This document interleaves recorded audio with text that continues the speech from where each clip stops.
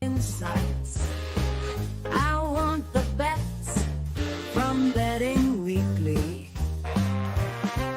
because we win. That is our motto.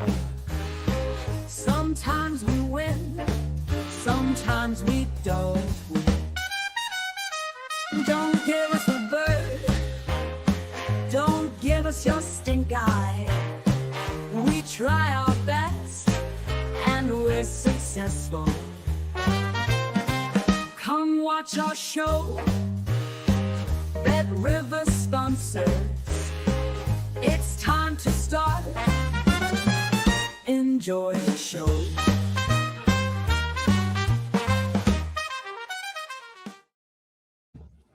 Welcome in everyone to Betting Weekly Live. It's a new week here. It's Monday, the 5th of January. What a day. What a Black Monday so far this has been.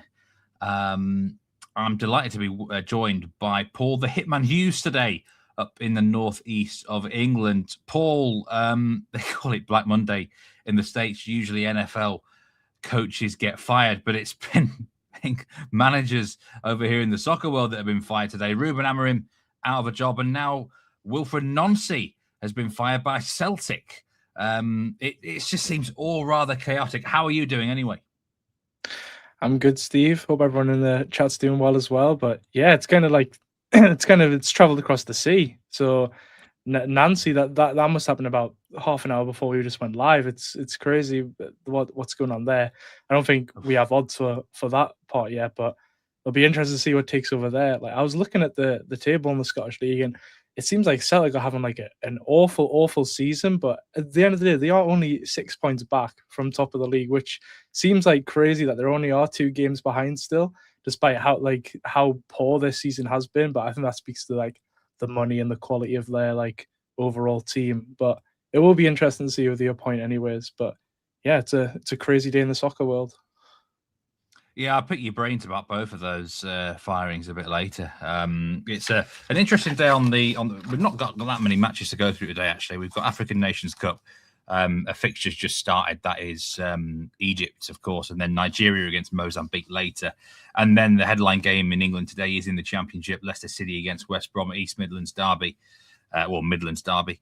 Of course, full round of Premier League fixtures to come in midweek, and we've got a Premier League show which will drop hopefully after this edition of Betting Weekly Live. But it was a huge weekend of sporting action, Paul, both stateside, this side of the pond as well.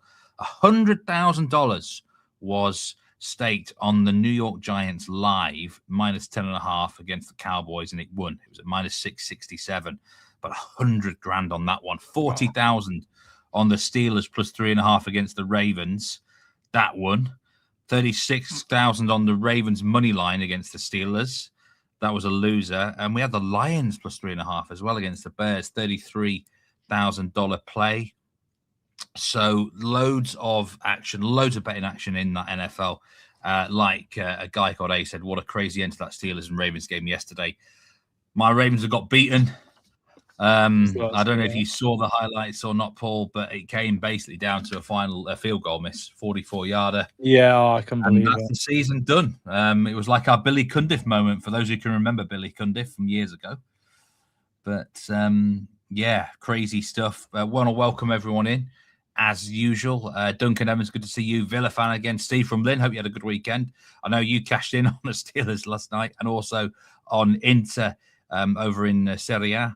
Real Brandon King, good to see you, and glad that me and Nigel did a show about 2 hours ago, live reaction on the Amorim firing. Some good thoughts on there if you want to catch up on that if you didn't already.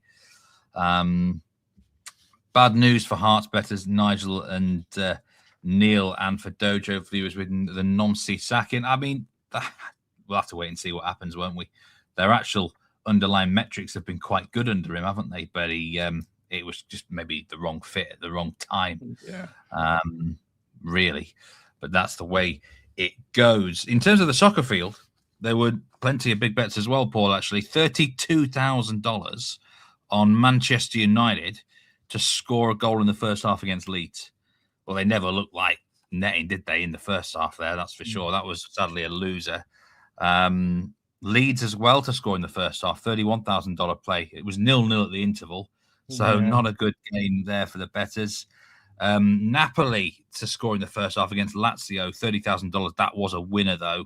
And the next biggest bet in the Premier League, Bournemouth Arsenal, over 3 on the Asian total, -104, clear winner there. I've seen a lot of people betting on the first half recently when we've been doing these big bets. It seems to be a new sort of trend, Paul. That's certainly something. How was your weekend overall in the Premier League? You must be really, really happy with Newcastle getting the victory there against Palace. They kind of weren't that great for an hour, but then the substitutions I thought made a big difference, and they piled on the pressure late on. Yeah, particularly Harvey Barnes. He's been excellent for us. He's been our best winger this season by quite some mile as well. I know Gordon's gotten the goals, but it's mostly penalties.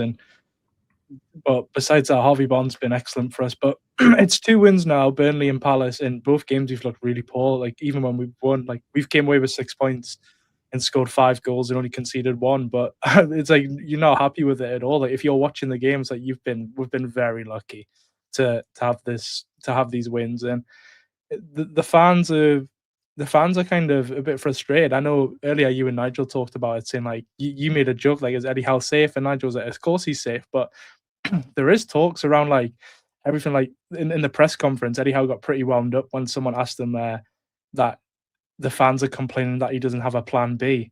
And I think he kind of took that like very like personally, like you have to get plan A perfect before you have a plan B. And I don't know, there is just a bit of animosity around the club at the minute. It feels like whether it's like people want Eddie Howe out, and there is quite a large portion of fans that do want him out, but there is quite a large portion of fans that think we should stick by him. And I'm kind of like in the middle. And although the results are turning around, as I said, 6 points the last 2 games, 5 goals scored, I don't think it's a great time when you're watching us particularly. And I don't know how long these good results will continue. I think we're going to go on a downward spiral again pretty soon as well. I think it's an interesting one there. I mean, you've had 2 wins in a row. You don't think the performances have been great, but that's not necessarily the worst thing if you get in results by playing average sort of thing. This is similar to Liverpool at the start of the season, though. Do you remember when every single game we were like, how have they won this game? They've won the top of the Premier League, won the first 5 games, and then they just went down like that. So I wouldn't be surprised to see something similar. Yeah, I mean, I was very glad that Newcastle got over the line. They were my best bet on the card, partly because of the Crystal Palace fade option. And I think what everyone said about that game, in the end, it came true, didn't it? The last 20, 25 minutes, Palace they were really poor, to be honest. And this scheduling spot for them is really, really difficult.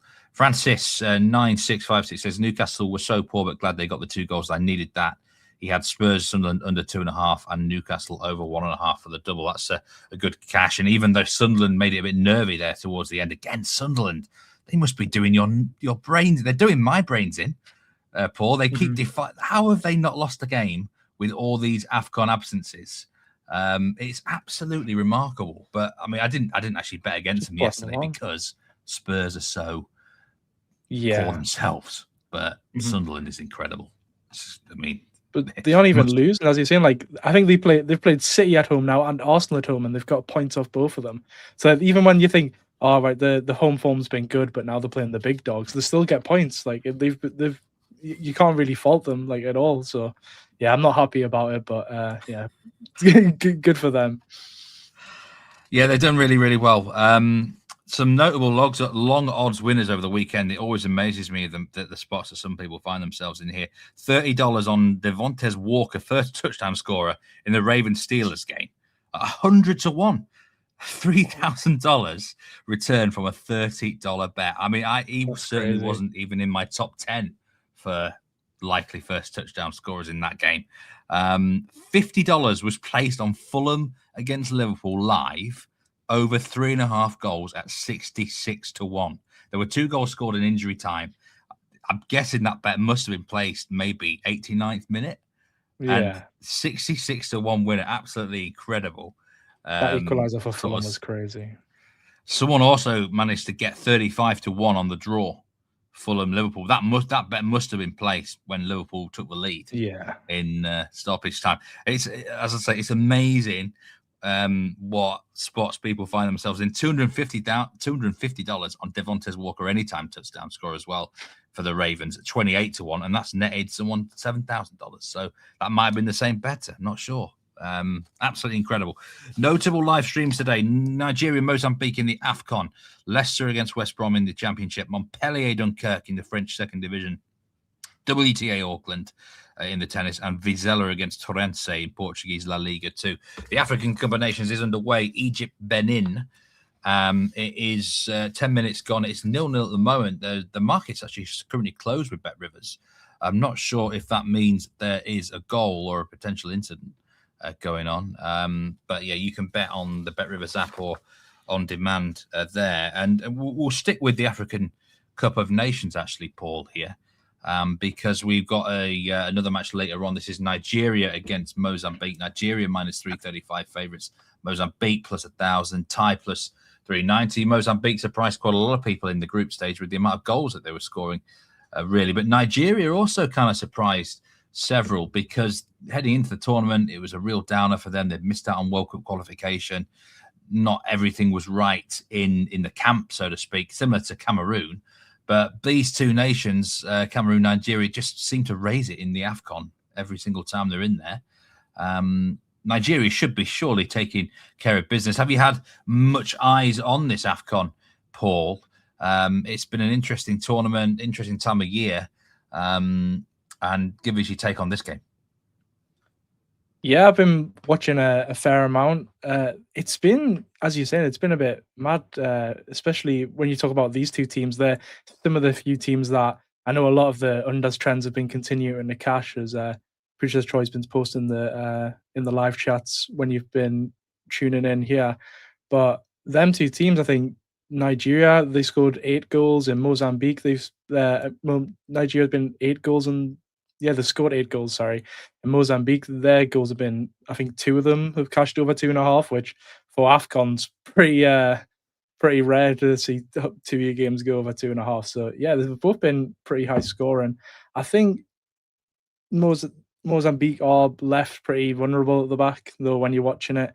And I think this attacking quality from Nigeria is just very strong. I mean, someone that I was particularly looking at when I was looking more into the props was Ademola Lookman to score or assist.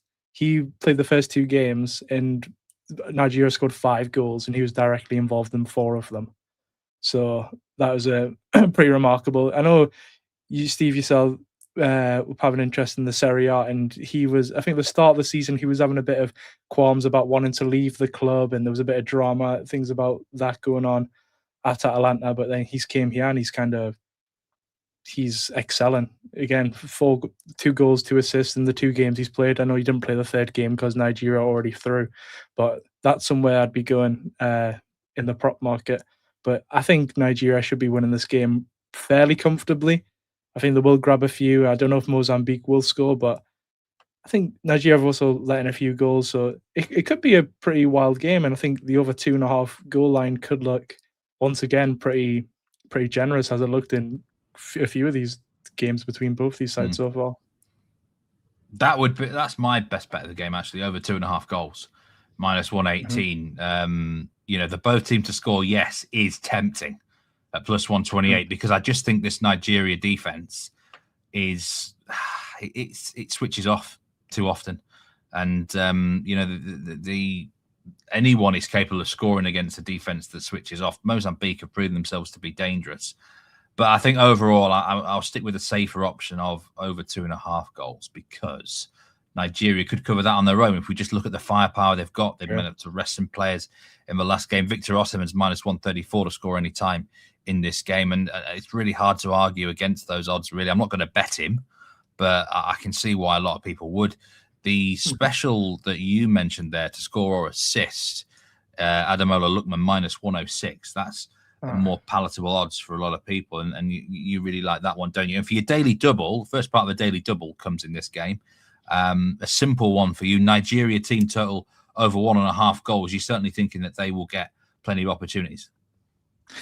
Yeah, I mean, if you're looking at the Mozambique game, I mean, they conceded 2 to a poor Gabon side. I mean, Cameroon scored 2 against them, and then when you look at this Nigeria firepower, if you'd expect them to be winning this game, I mean, the minus 300 on the money line, and if you don't put up a fight, you're gonna go out and be eliminated. So if once Nigeria get the first, I think goals will just start rolling in. There's just quite like your over 2.5 goals line as well. But I think this could be Nigeria. I was tempted to go even a bit braver again with the over 2.5, but I think over 1.5, it's a bit safe. It's not bad. I think it was about minus 170 when I was looking earlier on. And yeah, just the attacking firepower and how Mozambique have been conceding at will. I think we got Inuachu, you got Osimhen, you got Lookman. There's so many great attacking players for this Nigerian side, and yeah, I think they'll get at least 2 in this game. Well, they might need to get 2 or more goals to win the game, because both teams score. Yes, has hit in each of Nigeria's last 6 fixtures. Like I said, that defense just concerns me a little bit. For those who are looking at Nigeria on, say, a big handicap, I think they'll certainly win in 90 minutes. But win and both teams score could be worth potentially a bit of pizza money there. 98% of the money is on Nigeria on the money line. No surprise there. And 94% of the tickets are on Nigeria as well. 71% of the money and 91% of the tickets are on the over, which I think that's a fair assessment of proceedings, really, in this game. I think there should be some goals. It's played in the city of Fez, which, surprise, surprise, yet again, for those who've been following this AFCON, it's going to be raining. It's like there's a permanent rain cloud over the north part of Morocco, which is, I don't know if it's unseasonal or what, but it's been different conditions for most AFCONs. That is for sure. Producer Troy says AFCON has been kind of wild, but also not that many surprises in the game results. Very few outliers, which has made betting favourites and unders profitable. That's the thing. It has been a good tournament for the favourites in general, I would say, in the matches that have mattered. Just looking at some other comments in the chat there. Peter Chalkin's welcoming. Good to see you. The City late goal, I'm sure that would have cost a lot of people. Francis says Brennan Johnson's a good signing for Palace. Real Running King, bad Premier League weekend for him, sadly. Byron's got a ticket for Colombia, Portugal in Miami. I don't know exactly what date that is, but obviously the World Cup is a big event coming up in 2026. Grazza says Eddie Howe has never been overly successful. Talks well and is likable, and that seems to help. Interesting comment. Brad Brett's good to see you as well. In fairness to Eddie Howe, his squad isn't top 4 quality. That's probably an assessment I would agree with, but it's up for debate. Yeah. What aims and ambitions should be. We'll come back to Newcastle a little bit later. Before that, I've got to remind people about the bonus pizza money code that we've got going with you. And I know loads of you have used this already to great effect. Sadly, I think some did lose at the weekend with it as well. But please do put the code in Betting Weekly 1218 in capitals. It's there on screen. You get a $10 bonus bet to use on any plus money bet at Bet Rivers. You've got till January the 11th to use that. That's 6 more days. If you are new in or you haven't used it yet, just a reminder, you can get it out there. And let's say $10 bonus bet to use on any plus money bet with Bet Rivers. And you can redeem that at any US Bet Rivers sportsbook. Real Brandon King says definitely a wild AFCON when over goals appears to be a good pick. It's different because I think I've said it before, the pitches are much better, the stadium's much better, it's not as warm. Yes, the rain has come in, but hey, maybe rain and goals go hand in hand, Paul. Sometimes that is a topic of conversation where you're going to get difference of opinion whether you think what type of weather suits overs and unders. But in this instance, the rain has not hindered goals in AFCON. Newcastle squad, is it top 4 quality for you? No. I'm trying to think of the teams off the top of my head. I took a second. So you got City, Arsenal, Chelsea, obviously. You'd put them above it. And then it's like, would you put Aston Villa above it? Or would you just say they're better coach side? I think overall it's close. To be honest, I think Liverpool as well, obviously. Newcastle's squad might be better Newcastle squad might be better, for me. But this is a matter of opinion. And at the end of the day, the aim and ambition at the start of the season for Newcastle probably would be to get in the Champions League, right? Yeah, definitely.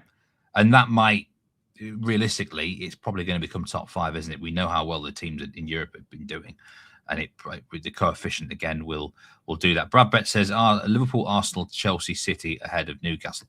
Yeah, I would agree with that. Absolutely would agree with that.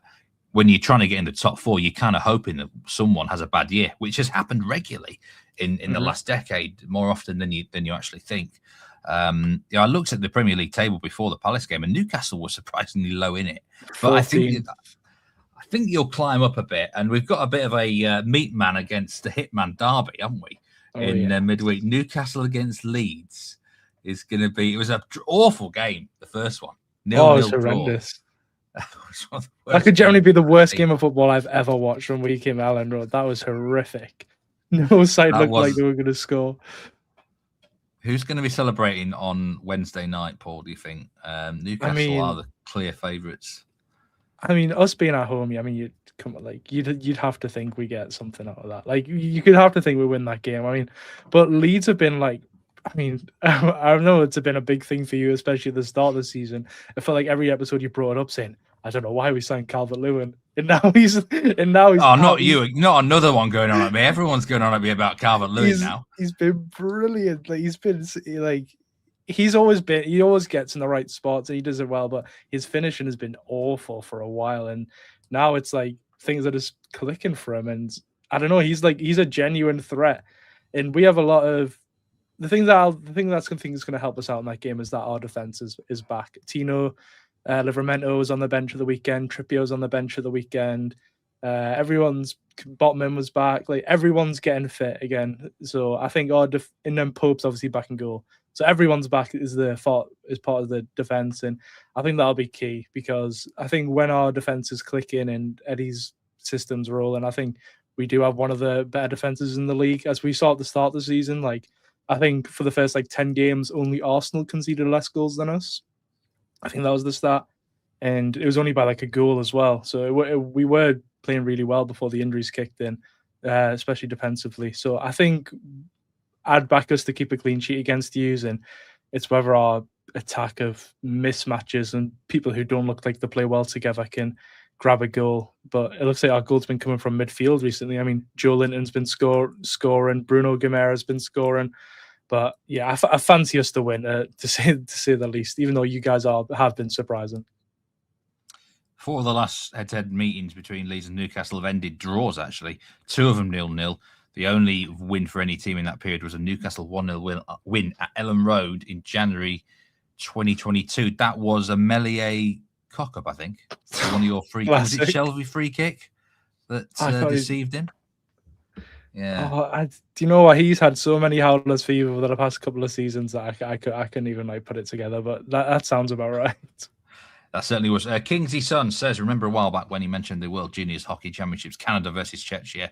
He's cashed with 2 tickets. Congratulations there. Canada plays Finland for bronze today. Finland has played 2 straight draws. If you can get the draw, play it, he says. Game has overtime written all over it. Interesting stuff, Juniors Hockey Championships. But the Winter Olympics starting in about a month's time, Paul. I'm sure there'll be all sorts of random bets popping up. Curling will be... everyone watches the curling, don't they? I saw adverts yesterday when I was watching the NFL about the Winter Olympics. So anyway, that's to come in about a month's time. We're going to move to the Championship League now, which is probably the headline game of the day actually over here. Leicester against West Brom, a Midlands derby, and it's a proper pick'em, is this one with Bet Rivers.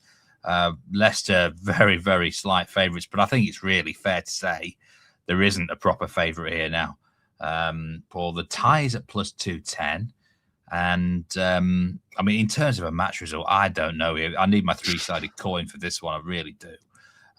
Brad Betts Footy said goals in the Leicester West Brom game today, and that's the angle that I'll be looking at. We'll be talking about goals in a minute, but the second part of your daily double, Paul, you personally do lean towards, or more than lean. There's a side that you're taking here. Which direction are you going? Yeah, I'm going to go with the home side. So I think looking at the odds, I think Leicester should, like, when you're putting in the fact they are at home as well, I think plus 150 is a bit snide for them. Like they should be at least at least a touch shorter. I mean, West Brom, they've lost 10 of the last 11 away games, and the only team they beat in that time was Norwich, which, I mean, that's Jack Wright's team, so you can only say what's on the surface there. It's not the best side, but no, but Leicester, they've been poor. Both these teams are really been really underwhelming this season. I think a lot of the season, like West Brom were like, can they get into the playoffs? And people saying Leicester should go straight up. And now it's like it's battle of who's going to finish bottom mid-table. It's unbelievable, actually. But I do think, as you were saying with goals, like the both teams to score angles, probably a good thing. But as you mentioned before, with with the weather, where you said some people go one way or the other, I think with probably the weather, I would likely to go like. That's why I didn't. That was originally going to be part of the daily double, the both teams to score. But I think with the weather, I think I would just rather lean on Leicester. I think their home record is decent when you're looking at it as a whole. They have picked up wins, and when I was looking at they've only failed to score in 2 goals so far at home in 2 games so far at home, and that was against Blackburn and Coventry. And they've been quite in both those games, they had over a 1.5 of XG, so they should have been scoring. And West Brom, they aren't scoring unless it's a set piece, which is another thing that I went in to look at. They lost 1-0 in the last game, and before that, both defenders got on the score sheet. And I went and speaking to EFL expert Jack Wright about that, and he was saying that a few of those defenders can get on the score sheet as well, and even gave a few at a big price. But I think Leicester overall just the better side, and I think at home as well. I think plus 150. I'd give them put them at least a quarter on the Asian handicap, leaning towards a half. So I don't agree with the price. I think tie no bet. I think this, again, with the weather, I would kind of lean it to be potentially low scoring. So I wouldn't mind getting the draw on my side and a push if it comes to that. But I do think Leicester have more than enough quality to still get the job done, especially against West Brom, who, I think, again, looking at this price, I didn't expect them to be plus 155. I probably expected about plus 180-ish. So yeah, I think that makes a smidge of value on Leicester for me. So I want to take them on the tie no bet for a bit of a safer option. That is the official daily double today. Leicester tie no bet and Nigeria team total over 1.5 goals. It's at plus 175. That could prove to be quite a smart play. I personally am going to have to nibble this both teams to score, yes, because it's like Bradbet says, Leicester have conceded in 19 consecutive games now. And, Sheffield United, I thought they could have had 4 or 5 the other day against them. Their defence is so poor that I will chance my arm that West Brom can certainly get on the score sheet. Leicester themselves are usually good for a goal. They've got to be good for a goal because we know how poor their defence is. The weather is certainly something to consider, though, Paul, like you said. They've conceded more goals than Oxford City, which when I was looking at that, I was like, how have they done that? Oxford are second bottom, pretty... Well, I mean, probably you can't even count Sheffield Wednesday, so because they've got the point deduction, so they are pretty much bottom Oxford. So Leicester being worse defensively than them after their expectations is crazy. So I could definitely see the angle for West Brom getting on the score sheet at least in this game. There's not going to be any snow. It's going to be a clear night, but it's going to be minus 3 degrees Celsius. Not exactly sure what that is in Fahrenheit, but it's going to feel even colder. Yeah. So interesting test. If this ends a random 0-0, I think you would have definitely fuel for the fire that cold games could decrease goal rates. So that's why I'm not going to go that heavy on the BTTS on this one, because there is that. But I have to bet it. Saturday 3 o'clock kickoff. I think you're more happy to get involved. Villafan says both to lose. Leicester West. He's not a fan of either side or the Midlands rivals down there. You've got your Birmingham City, of course, are certainly not very quiet these days, are they? Kind of full of themselves, and Wolves have just had their first. Wolves will be joining them all next season. Yeah. Good steak dinner. What a great name that is, says Jordan James. Leicester shot on target for him. And Francis G says the Championship, he finds it very hard to bet on. There's a few people that have said that before. I've mentioned it in whatever sport or a certain league or a certain market. If it doesn't agree well with you, don't bet it. Simple as that. Stick to your strengths and know your weaknesses. Touch any of the props in the Championship, Steve? I don't bet on it as much this year because Leeds are not in it. Whatever team you support, whatever league they're in, you're more inclined to know more about the sides. Of course, I'll watch the Championship if it's on, but I don't know as much about it this season as I do last. So I tend to pick certain sides that at the moment, Sheffield United, I'm riding them a lot. Middlesbrough Rovers, I'm riding them quite a lot. That sort of thing. Leicester, to be honest, they're on my radar for goals, obviously. Yeah. So, but there's certain teams in the Championship where I've just not got any interest in really betting on them too much. I know someone like Blackburn, I can never get them right. Do you know where I'm coming from? There's so many teams and there's so many matches. 26.6 Fahrenheit, says Villa fan. That won't be that cold for some of you watching. But it will be very, very cold for others. It depends what you are used to. In terms of the betting splits for the game, we have got 69% of the money is on Leicester and 58% of the tickets are on Leicester. You are following the money there, Paul. 59% of the money in the over-under markets on the over. Biggest bet on the game, though, is West Brom on the Asian handicap at minus 0.25 on the Asian handicap. But for this one, there's also a big bet on $1,000 on under 2.5 goals. As my cat is very, very interested suddenly. So if I don't appear as I want to be, I've got a tail currently tickling my throat. A reminder of that daily double once more. I'll put it on screen there. It is West Brom, Leicester Tano bet, and Nigeria team total over 1.5 goals. Let's go back now, Paul, to the manager discussion, because it's kind of crazy how things are developing in this country at the moment, where it feels like almost no one's safe at times. It's the 6th sacking in the Premier League this season. I wouldn't be surprised by the end of the season we've had double-digit either sackings or manager changed the job, which would be ridiculous. There's a lot of debate about Manchester United here. Me and Nigel talked about it earlier. Ruben Amorim fired today. Darren Fletcher currently appointed the interim coach. Whether or not there's another interim after him, I'm not sure. Do you have any sympathy for Ruben Amorim? I've not seen a lot of it today, but the recent metrics have pointed better for him. Have results been that bad? I mean, I think Manchester United are an ambitious club, and I think he was very, very lucky to keep his job after the Europa League final. But where are you on the Amorim side? It sounds like he's had hardly any say on their transfers in. And if that is the case, then I do have a little bit of sympathy in that market, at least.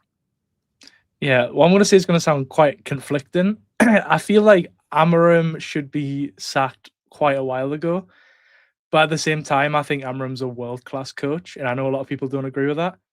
Like, generally, I think he's like and there's a lot of because like that system isn't the future of football. But when we're talking about, I said it to producer John just before the show started. The modern style of football now, with his new coaches coming in, it's a 3-4-3 and it changes during the game. That's what Nancy, he just got sacked at Celtic for as well. It's what Amorim's just been sacked for, and it's what I know you'll be more familiar than me. What Liam Rosenior was doing at Strasbourg. And he was lining up with the 3-4-3. But I think that's more just on paper, and it kind of shifts in games. And I think because they go into so many different formations and positions in game, and so many people change and move, I think you need players that are bought into the system and a club that wants to back you and give you the things you need. And I just don't think he had that at all at Manchester United. I think, I guess when you said the players, like how many times are you hearing that, like personality issues and effort levels weren't there. I think that's why he kind of got favourites.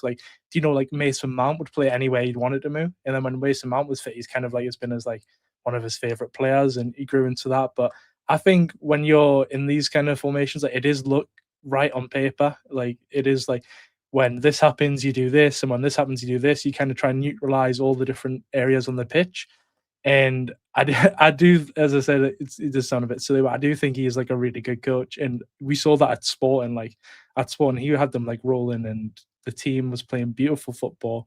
And although I am saying this, I think as soon as it came to the point where you're at Manchester United and they don't want you to have your say in transfers, and these players don't want to do this and they want to play where they want to play. I think that kind of, as soon as that is done, like, you can't play that style of football. And I think he was too stubborn in the sense where he knows that this system has worked if the players are going to buy in, but the players don't want to buy in, and he kept doing it. So it was kind of delusional, but I do think he's going to go somewhere and he'll do very good things where he gets a club and players that will back him. And I know there's a lot of stick coming for Amram today, so I know that won't be a popular opinion, but I do think he's a very good coach. Well, you're certainly living up to your nickname there, Hitman, throwing a few interesting punches. World-class coach, says Paul the Hitman Hughes, Ruben Amorim. I tell you what is interesting, though, if you remember when they appointed him, he was the manager that everyone wanted in Europe. He was seen as the next big thing. I know Liverpool had an interest in him. Spurs looked at him. But I don't think he ever wanted to go to Manchester United. He loved it at Sporting, right? And he was very reluctant to leave them. He certainly didn't want to leave them mid-season because he would have secured another title with them. I think just didn't feel like good timing. And I think honestly, I mean, Real Brandon King makes a good point there, as Nigel suggested earlier. He had one step out the door for a while, and he realized he's never going to get full control. I think he went there for the money, Paul. I actually do. I think they gave him such a deal that he couldn't turn down, and I think he, after assessing what it's like at Old Trafford, has ultimately decided, I'm going to stick with this. I'm going to stick doing my way, and if it doesn't work out, I don't mind, because if they want to fire me, I'm going to get a nice payout. And he's going to take a bit of a reputation hit, of course he is, but I think he'll land back on his feet eventually. I don't know where. I don't think it will be in England or the UK. It's got to be somewhere abroad. There's probably stipulations in his contract, but he can't be anywhere else probably until next season anyway. Who knows what goes on behind the scene. Mindy said Liverpool turned him down because of his system. Well, that's probably, if that was the case, that's probably a good thing, because he is absolutely hell-bent on that system. But when he gets the right players for that system, look at Inter, how well that's worked with them over the last few years, then maybe he can be the perfect fit for a certain. But he's either going to be a perfect fit or no fit, isn't he? There's nothing in between with Ruben Amorim. Nothing in between all these. He's probably, his adaptability levels out of 10 is 0. It literally is 0. He's got one way of playing. Chippy Chip says he probably goes back to Portugal. Juventus could do with Amorim, said Brad Betts Footy. Maybe Juventus. I don't think a big club's going to pick him up straight away, though. As much as I think he'd probably do well in like a La Liga more than like a France though, or something. Somewhere where he's like, he can play like a different like style, like a, I don't know. I just feel like the Liga and the Serie A, I think, might be a bit too not enough freedom on the pitch to do what you want is into like La Liga. But I don't know. I think like as I said, I think he got as you were saying about the money. I think the Man United job was just way too big of a profile straight away for him. Like, if to go from Sporting straight to Man U, I think he kind of probably needed that middle club. Where like, I think if he went to like, do you know what, like Glasner or Iraola doing at Bournemouth, if he went there, he kind of would have been in that same light where, okay, he could be the next big club manager. Like, he could go on and then do big things. But I think he took the middle step out of it and went straight from Sporting, which obviously it's a huge club in the terms of the world football, and then went straight to Man United, which is, it's different. It's like the biggest or the top 3 biggest club in the entire world, and you're not doing what, it's not what you say goes, it's what they say goes. So yeah, I think there's just a bigger picture, and I think he will land on his feet somewhere. I think, as I said, I think Spain might be somewhere for him. What could be interesting, but. Yeah, I'm not too sure, but I think he will come good somewhere at least. Amorim will never manage a big club again outside the top 5 leagues, says Kingsley. Real Brennan King said, I guess, do you expect Amarim back at a big club again soon? I don't see him in a job until next season. I mean, he can now take a bit of time out, relax a bit, and pick his next sort of spot. Nigel says, tell Hitman I've heard Amarim from Newcastle. But he's the sort of man, whoever does appoint him next, they've got to give him a whole summer. They've got to play into his system and get the right players for the system. And before we go, Celtic, of course, have swapped their manager. They've sacked their manager. Wilfred Nancy is out of a job. When did they even appoint him, Hitman? I think it was, a month ago? I think it was just before the Roma game in the Europa one. I'm not sure when that was. I think it was 8. I think he's had 8 games in charge. It was. So it wasn't long. They lost 6 of those games, which was. But yeah, I think you said earlier the underlying stats for him weren't too bad. Yeah, like it looked like they were coming up short in a lot of the games where he kind of should have got something, should have, would have, could have. But yeah, like again, as you said, I don't think he was the man for the Celtic. I think Martin will probably be the man for the job. I wonder what his odds are to go back. He was there a few weeks ago, and the Celtic fans didn't want him to leave. So I feel like he'll probably ride it out with them till the end of the season. I know he said that if they asked him to stay, he would stay. So I think that's where a lot of Celtic fans will be wanting them to go. I don't think Nigel will be wanting him to go back because I feel like it would be positive atmosphere around the club if he went there for the jam tarts especially. So yeah, I don't know what's going on at Celtic. I saw Ange being thrown around as well from what he was doing there, which the Celtics with Nancy here. They've had certain halves since he's took charge, and they've looked really good. They've created a lot of chances. They dominated Rangers in the first half of the weekend, and then just collapsed in the second half. It seems to be again though probably the wrong choice of manager at the time of year, because this is he pleaded for patience, didn't he, in time before the Old Firm fixture. Yeah. He's the sort of manager who needs that. If you brought him in the summer and then you get the players that he wants, it's a different kettle of fish entirely. A lot of clubs are making really poor choices mid-season, which manager to hire at the moment. And I don't know where Celtic are going to go now. Ange maybe could be someone. Martin O'Neill, what did he do wrong? Nothing. Nothing wrong at all. So it'd be interesting to see now we've got a proper title race in Scotland. I hope Hearts win it. I would love to see a different side get the job done there.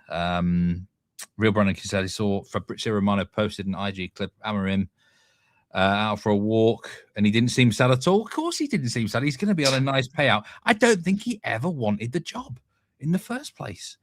Paul, I really do. Do you remember back in October when there was like when it was like they might be leaving it till November because if they sack him after then, like it's substantially less money.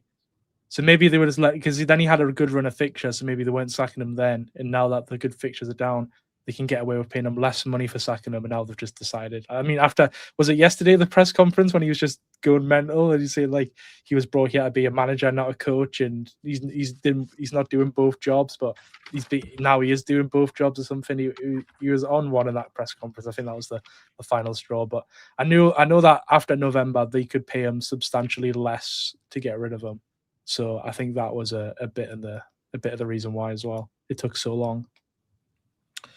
Well, that will conclude today's show. But before I go, a reminder again, the Betting Weekly bonus bet promo.